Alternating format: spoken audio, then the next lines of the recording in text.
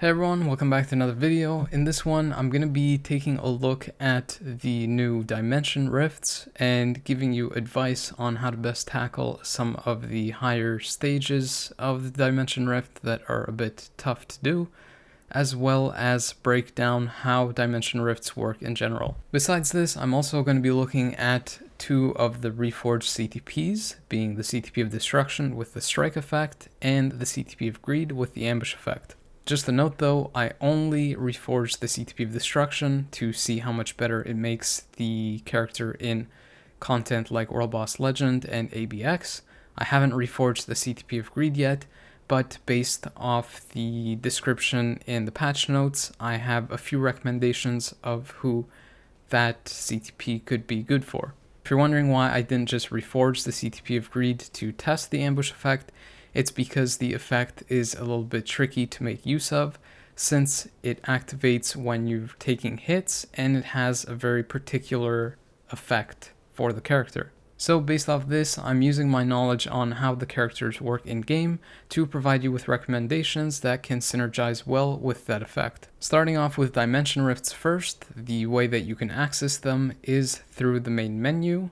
Off to the right, if you scroll to the very top of the little UI that shows the Future Pass, Event Quest, and all that other stuff, it should be at the very top. Alternatively, if you press the enter button and go into the challenge tab, you'll find it in the very far right. Once you go to that page, if teammates or alliance members have opened up a dimension rift, you'll see it listed on the left side, as well as the amount of time remaining before the rift closes, which is a maximum of 30 minutes, and the rarity of the rift, which goes from normal up to mythic. From what I gather, the rarity of the rift doesn't change the difficulty of it, but rather the base rewards. So I believe that it cuts off some of the lower end rewards so that you have the probability of getting higher end ones. If you're curious to know what the rewards are, you can see it just by selecting the rift and not entering it. All you have to do is just select it, and then you can see the rewards right here. And if you click the little ellipses part, it should give you the full list. If you've noticed, one of the boxes on the list says progress on it, and the way that you acquire that is by getting to 100% progress simply by clearing the dimension rift multiple times. And by going to higher stages of the rift, you get more kind of XP to fill up that progress bar so that you can get that box faster. But you have to get the progress bar up to 100% with yourself and your 5 other participants, being either friends or alliance members, before that 30-minute mark is up. Just to clarify, that progress completion reward box is only available once per day and it resets daily. So in essence, you basically just want to run a dimension rift till you can get one of these a day. Then after that, it simply comes down to whether you want to farm for artifacts. So those are kind of RNG based, they're not necessarily guaranteed, as well as the rift stones, which I'll talk about in a few seconds, which you can use to combine to get to those higher rarity rifts that I mentioned earlier. Before looking at that, these are what the rewards look like for that daily completion chest. So you can see that you can get the hero specific artifacts, so it's in your best interest to complete that progress bar. Also, you might have noticed that there is an MVP reward for getting the most progress points. So when the progress bar is completed, the person of those 5 people that participated in the rift that have the most progress XP is the one that gets that MVP reward of the 25 essence material. So just to clarify further, you can see that in the description or tooltip for this mode, you need to get at least 20 of that accumulated progress XP or points. And if there is a tie in points, the person that completed the higher difficulty stage is the one that is pronounced the winner.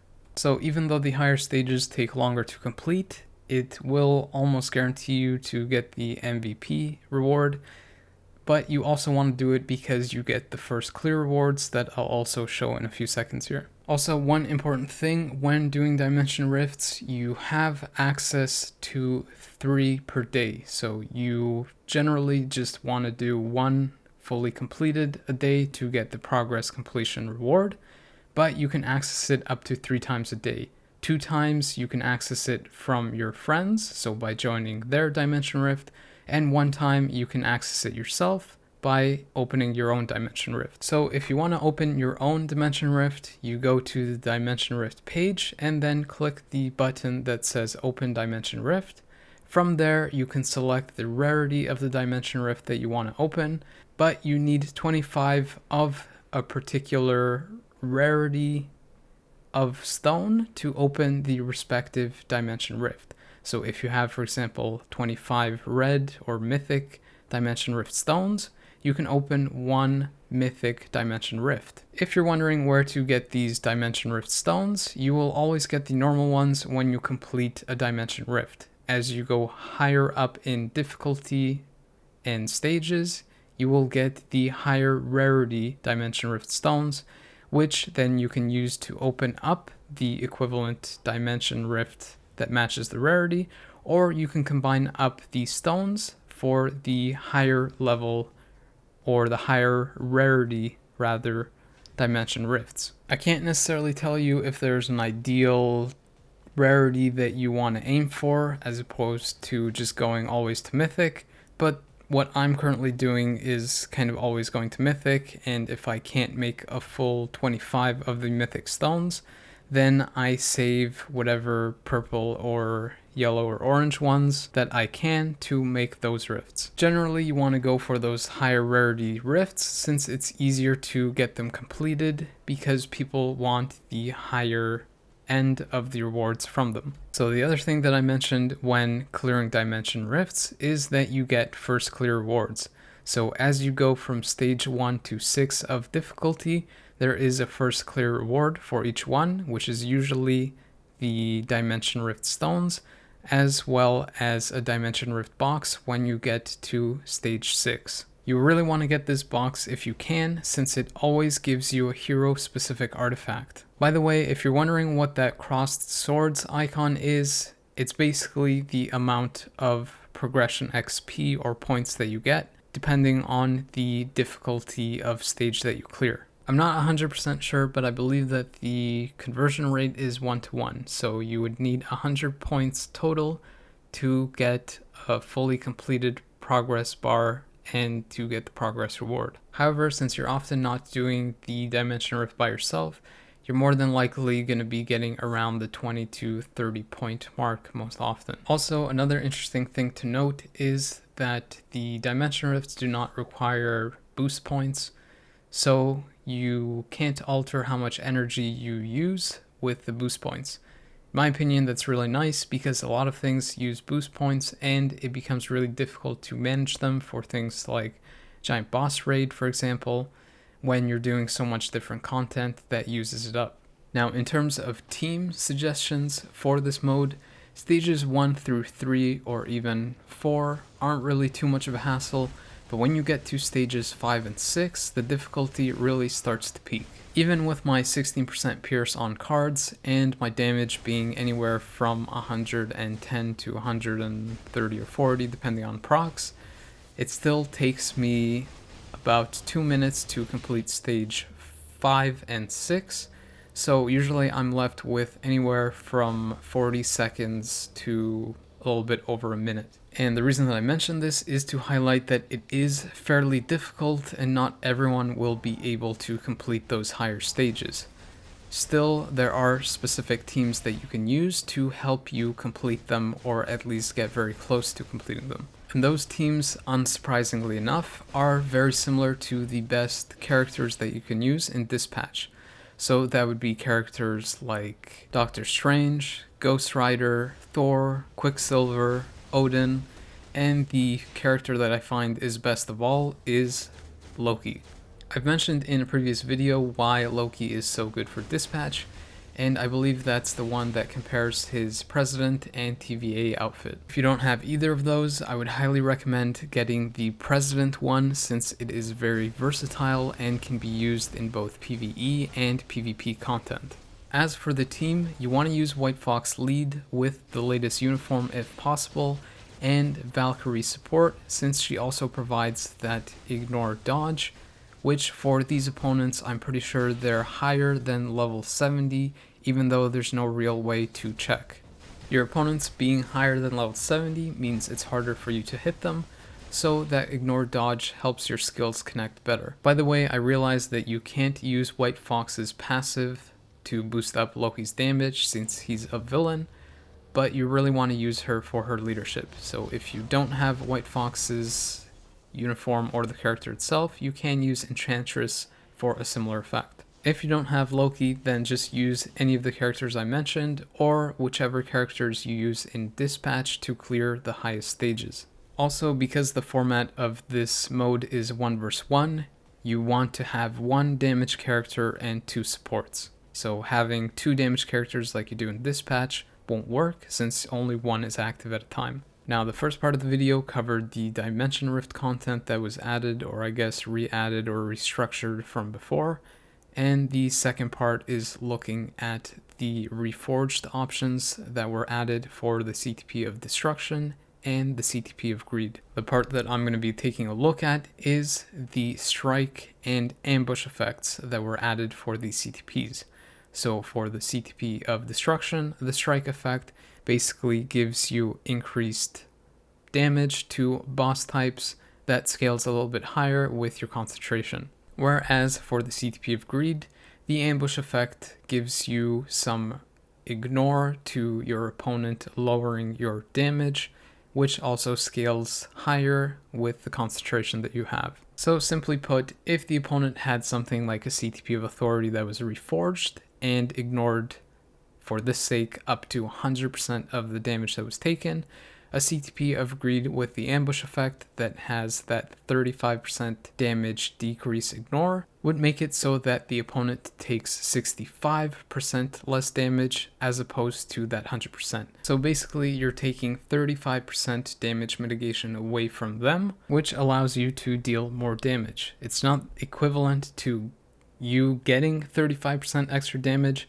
since the mitigation values are calculated a little bit different. The other thing is that the strike effect activates when you're moving, and it also provides you a bit of dodge ignore when the proc activates, though I couldn't really figure out how much it actually provides, since there's no real buff icon or anything that shows that value. The ambush effect, on the other hand, activates similar to the CTP of Authority or the CTP of Regeneration, in that when you take hits, the meter will fill up, and then once it's full, it will activate. Similar to the strike effect though, once that bar is filled up and the proc activates, you will get an additional effect, which is that you become immune to reflect damage for that period of time. If you're wondering what my opinion is on these Reforge options, I feel that the strike effect for the CTP of Destruction is a little bit weird, since that CTP is primarily used for PvP because it has that penetration effect on it. It does also provide you with a hybrid use because of that damage proc, which makes the character usable for PvE content.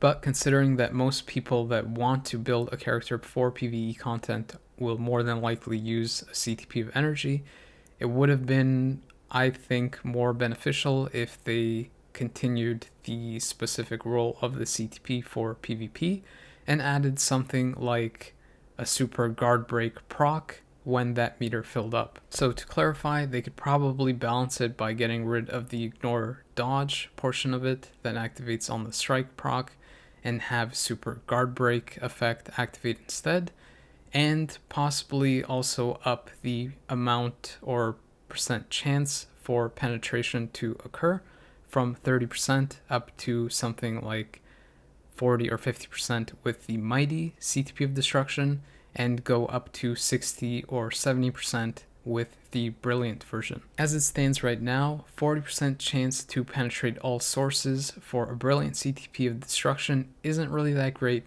since a lot of characters are getting up to 50% chance to penetrate on all sources as a buff that applies across multiple skills. The design for the CTP of Greed Reforge option, or the ambush, is also a little bit weird in my opinion, because most often this CTP is used on characters that aren't really that tanky, so having that effect activate when you take damage is a little bit counterintuitive to how the CTP is actually used. So some of the characters that I'm talking about are ones like Quicksilver or Makari, which are characters that aren't really that tanky but deal a high amount of damage and have that high penetration, which makes them not really that suitable for a CTP of Destruction because they can't benefit from the penetration on that CTP. Besides this, the current way that the ambush effect works doesn't really make too much sense, since it makes you reflect immune when you deal damage, but in order for that to activate, you need to take damage. And by that point, you don't know if the character will survive long enough for you to even utilize that effect. If you're thinking, well, then just use the CTP on a character that is tanky, you can do that, and that's essentially what they're kind of forcing you to do with this effect. But most people don't really want to do that for a tanky character. If a character is kind of hard to kill, they want to make them even harder to kill by equipping something like a CTP of Authority or a CTP of Regen. Since this CTP is basically an offensive one, then they need to adjust how the proc activates for it to be used that way. So the way that they can rectify this problem is by having that ambush proc activate instead after your character hits the opponent a certain amount of times or does a certain amount of damage. This way the effect synergizes with a character that's already offensive or that you want to make more offensive. As it stands, before this ambush effect, there was a handful of characters that this CTP was useful on, but not many of them were actually tanky characters. So now, in order to utilize this ambush effect on a character, you essentially have to use it on a character that is kind of tanky or can take hits. So taking that into consideration, some characters that I would recommend this for are probably going to be native tier 2s, like Jean, Sentry, Null, Wolverine with the artifact, and other ones like Dormammu, Mephisto, and so on. Basically, it would be any character that can take a hit and usually has trouble dying to a reflux. I didn't really mention Doom in this list because he usually iframes a lot, so he's not really prone to reflect that often. And his damage is really high as is, so the Greed proc won't really help him too much on that front. So moving on to the actual testing, I reforged a CTP of Destruction for Moonstone and Beta Ray Bill, but before I reforged it for Moonstone, I took her into ABX to see how much she would score, and with a regular Destruction with a max proc, I got about 8.2 million. After reforging and getting 100% extra boss damage, I tried it again, and I got 200,000 more points, though I was kind of messing up the rotation since I was trying to get that strike proc to activate before I did my skills. So my rotations weren't really the best, and my damage was limited a bit in that way. After I naturally just went for the rotations and went for the strike effect whenever I could, that didn't impact the rotations, I ended up getting 600,000 more. So as it stands for me at least, the 100% extra damage to bosses with that little bit of ignore dodge that isn't really specified made my ABX score go up by at least 600,000. Then I also took her into World Boss Legend to see how much that 100% extra boss damage would improve my clear time. Unfortunately, I did kind of jump the gun, so I didn't do a first initial test without the reforged option, though I remember from clearing with her multiple times on stage 29 of Null, that I usually finished with anywhere from 10 to 30 seconds remaining. The Reforge option though, I finish about a minute to a minute and 20 seconds faster. To verify these results and make sure that I didn't misremember my previous clear time, I also reforged Beta Ray Bill's CTP of Destruction and luckily got the exact same effect as Moonstone, which was 100% extra damage to boss types. So without the Reforge option, I finished with 1 minute and 37 seconds remaining. And then with the Reforge option, I finished 1 minute and 23 seconds faster. It's actually really interesting how much of an improvement that 100% extra boss damage does. But this second test does verify my findings with Moonstone, which is that 100% extra boss damage reduces your clear time by anywhere from 1 minute to 1 minute and 20, 1 minute and 30 seconds.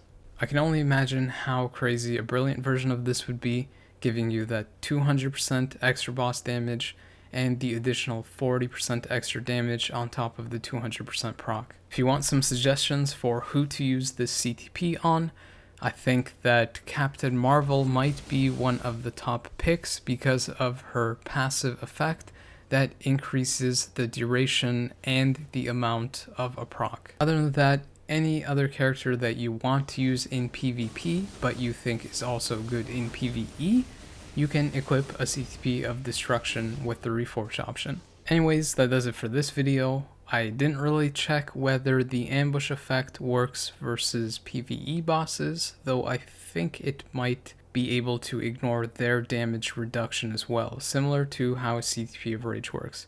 But anyways, if you have any questions, comments, or concerns, please leave them in the comments below and I'll get back to them as soon as I can. If you enjoyed the video, please consider liking and subscribing. It'll help my channel grow and I can provide you with more content like this. Thanks for your time and watching, but the video is now over.